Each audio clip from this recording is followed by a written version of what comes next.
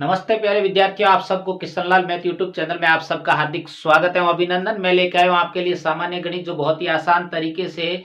तो अपन पिछली कक्षा के अंदर अभाज्य गुणनखंड पढ़ रहे थे और कुछ अभाज्य उदाहरण अपन ने हल किए। तो आज अपन कुछ और अभाज्य गुणनखंड करने जा रहे हैं।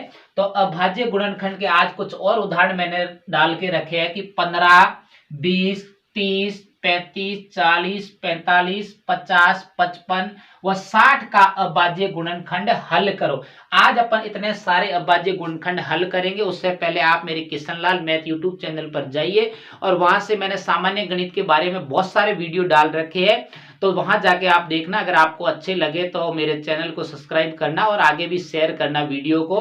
तो वहां से आप अभाज्य संख्याओं को भी पढ़ सकते हैं और भाजकता के नियम भी पढ़ना, क्योंकि अभाज्य गुणनखंड के अंदर अभाज्य संख्याओं और भाजकता का नियम काम आएगा।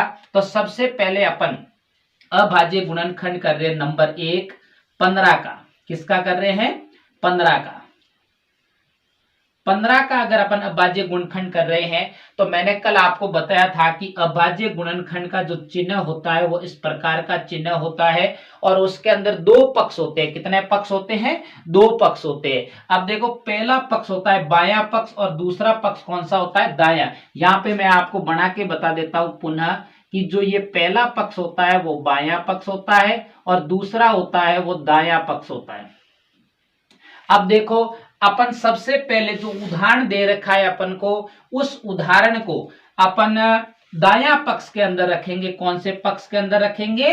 दायां पक्ष के अंदर। और दायां पक्ष के अंदर रख के अपन 15 के अंदर जो बायां पक्ष है उस बाएं पक्ष के अंदर अभाज्य संख्याओं का भाग देंगे। अब देखिए, सबसे पहले सबसे छोटी अभाज्य संख्या का अगर भाग जा रहा है तो वो देना है। अब देखो, क्या 15 के अंदर 2 का भाग जा रहा है? नहीं जा रहा है। तो 2 को छोड़िए, उसके बाद में अपन की अभाज्य संख्या 3 है।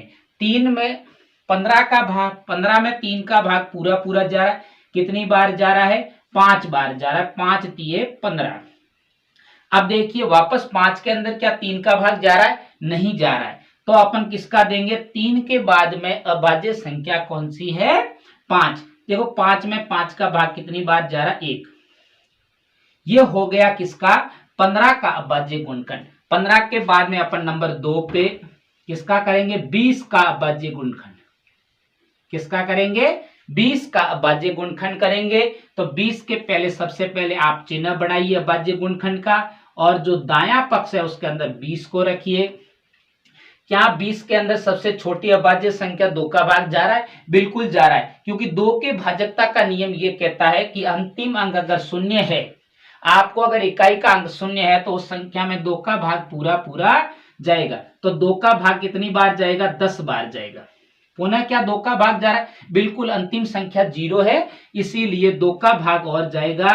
तो 2 का भाग इसमें कितनी बार जाएगा? 5 दूनी 10। अब देखिए, पुनः क्या 2 का भाग जा रहा है? नहीं जा रहा है। 2 के बाद में अभाज्य संख्या 3 का भी नहीं जा रहा है। 3 के बाद में किसका जाएगा? 5 का। जो पूरा पूरा भाग जाए वही संख्या आपको लेनी है और अंतिम आना चाहिए एक दायां पक्ष के अंदर। ये हो गया 20 का अभाज्य गुणनखंड। 20 के बाद में नंबर 3 पे बात करें तो अपना है 30 का। देखो, 30 का सबसे पहले आपको चिन्ह बनाना है अभाज्य गुणनखंड का। उसके बाद में दायां पक्ष के अंदर 30 रखना है। 30 रखने के बाद में अंतिम इकाई का अंक आपको क्या दिख रहा है? 0 दिख रहा है। क्या दिख रहा है? 0। 0 दिख रहा है तो इस 30 के अंदर 2 का भाग पूरा पूरा जाएगा। तो सबसे छोटी अभाज्य संख्या 2 है। इसमें आप एक बात का ध्यान रखना कि जब कोई भी संख्या का आप अभाज्य गुणनखंड कर रहे हो तो उसके अंदर केवल अभाज्य संख्याओं का भाग देना है। 30 में 2 का भाग कितनी बार जाएगा? 15 बार जाएगा।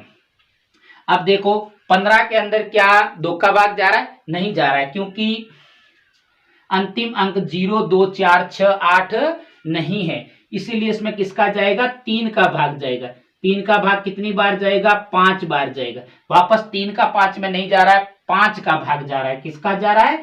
5 का भाग जा रहा है 1 बार। ये हो गया 30 का अभाज्य गुणनखंड। 30 के बाद में किसका है? अपना नंबर 4 पे बात करें तो 35 का। किसका है? 35 का। अब देखो अपन 35 का अभाज्य गुणनखंड करने जा रहे हैं। देखिए सबसे पहले आप अभाज्य गुणनखंड का चिन्ह बनाइए, यहाँ पे 35 रखिए। अब पहले तो मुझे ये बताइए, 2 का तो भाग इस 35 के अंदर नहीं जाएगा, 2 का नहीं 3 का, 3 के भाजकता का अंकों का योग में 3 का भाग जाना चाहिए, 5 और 3 8, और 8 में 3 का भाग नहीं जाता, इसीलिए 35 में भी 3 का नहीं जाएगा। 3 के बाद में 5 का भाग जाएगा। किसका जाएगा? 5 का।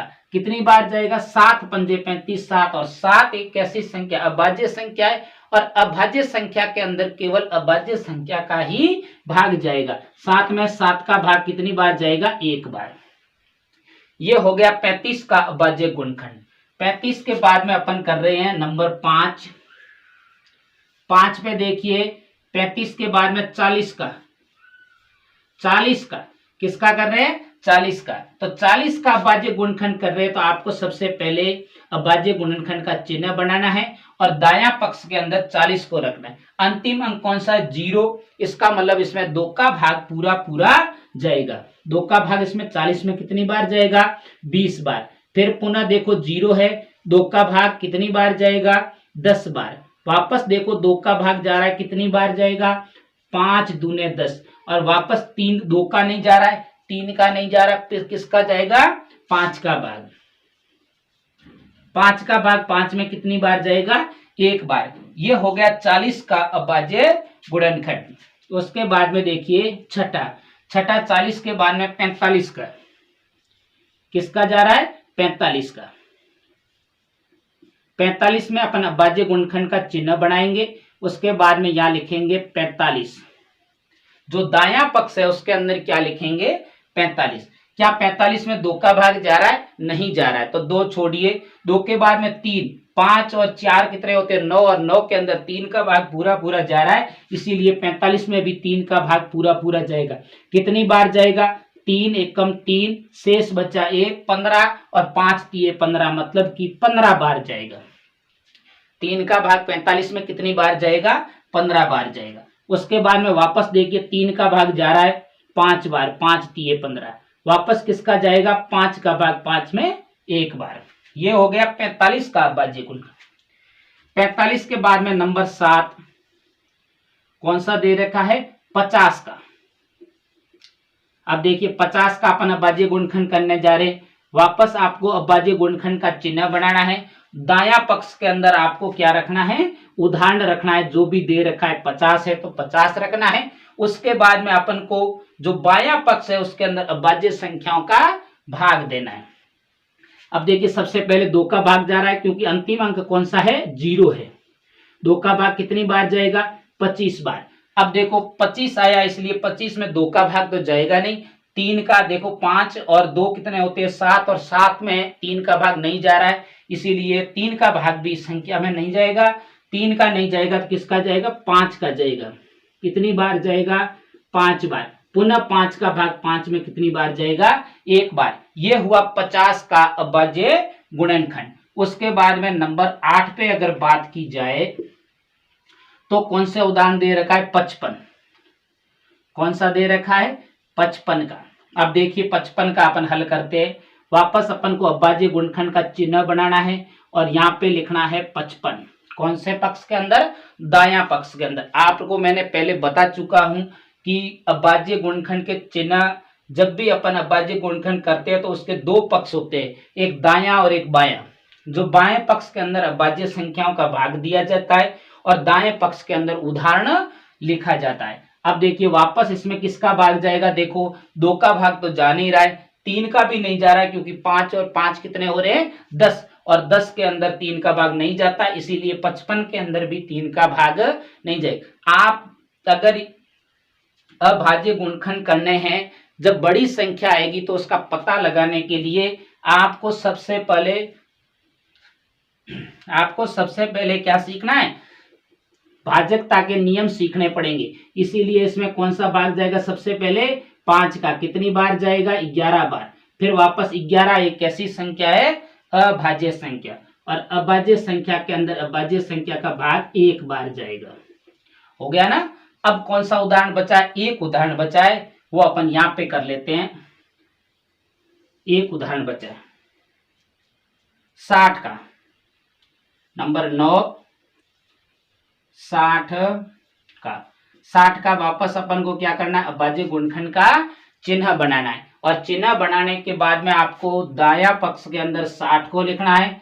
फिर 2 का भाग 60 में कितनी बार जाएगा, 30 बार। कितनी बार जाएगा, सॉरी 30 बार नहीं, हाँ 30 बार जाएगा। 2 का भाग इसमें कितनी बार, 3 दूने 6, 30 बार जाएगा। पुनः 2 का भाग कितनी बार जाएगा, 15 बार। वापस किसका जा रहा है, 3 का भाग 15 में कितनी बार जाएगा, 5 बार। 5 3 15 और वापस 5 का भाग 5 में 1 बार। ये हो गए कुछ अभाज्य गुणनखंड, कुछ उदाहरणों के। कल और भी अपन इससे भी बड़ी संख्याओं के उदाहरण करेंगे। पहले सबसे छोटी संख्या से शुरुआत की, धीरे धीरे अपन बड़ी संख्या की ओर बढ़ेंगे।